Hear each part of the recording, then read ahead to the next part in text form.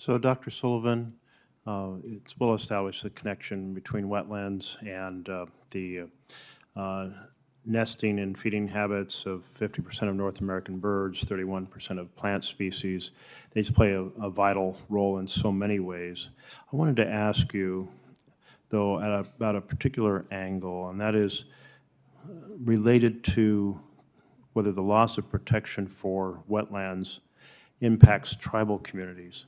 The wetlands are critical to sustain fish species, like the various protected species in Klamath Basin in Oregon, culturally significant plants and first foods.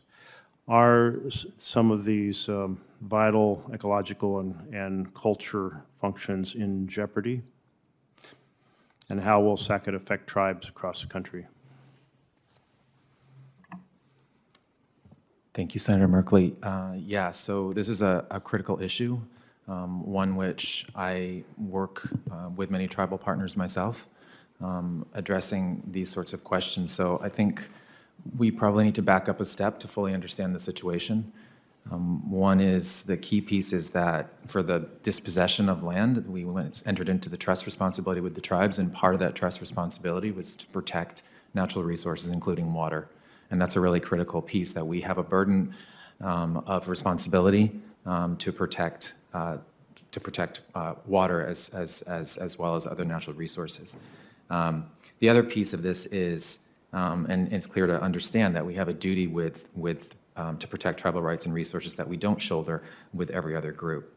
And although this was initially meant to serve as a protectorate role, that trust responsibility has morphed today into federal authority that is considered plenary. And the reason that's important is the combination of limited tribal authority and plenary federal authority has caused tribes to rely heavily on federal environmental legislation rather than their inherent sovereignty for environmental protections within tribal lands. So that's one point I want to make. The other is that despite the trust responsibility, many tribes have found that federal protection of waters is insufficient, has been inadequate in providing sufficient protection, leading to impaired water quality, largely because of the TAS provisions, which is treatment as a state. And I want to make a point here. As of 2018, only 54 of the roughly 330 federally recognized tribes that meet TAS eligibility requirements had received TAS status, and only 44 of those had their water quality standards approved by the EPA. So this leads us to a situation where tribes are in limbo a little bit in terms of protecting water. To your point, these waters are critical. And I showed a map earlier of ephemeral streams across multiple reservations. Those were mapping that we did using the most advanced techniques to map ephemeral streams. Ephemeral streams and wetlands are critical for many tribal nations for a suite of different purposes, ranging from subsistence purposes, hunting, fishing, and gathering, to spiritual purposes. A couple specific examples I could give is camas is a critical plant in the western United States and in the Northwest. Where does it grow? It grows in areas around ephemeral streams. It grows in seasonal wetlands. These have been long-standing subsistence plants that are central to many tribal cultures, cultural practices, and subsistence. So that's an example where those waters then lose protection. Another point that I really want to make, and this is critical, is on many reservations, due to the Allotment Act, the Dawes Act,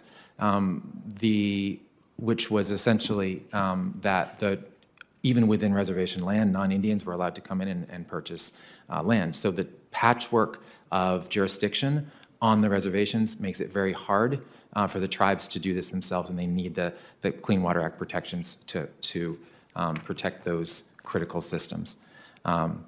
So I think it's a critically important piece. I'm actually working right now with the Coeur d'Alene tribe, where we're looking at wetlands and restoring wetlands to actually combat drought on the reservation.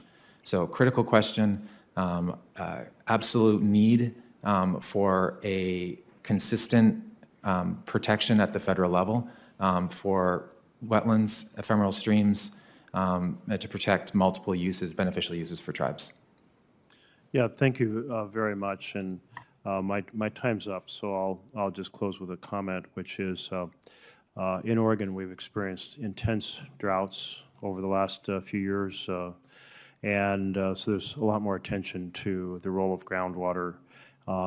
Many ranchers starting to ask for oversight of the control of groundwater for that reason, because if the level drops too low, you're in trouble.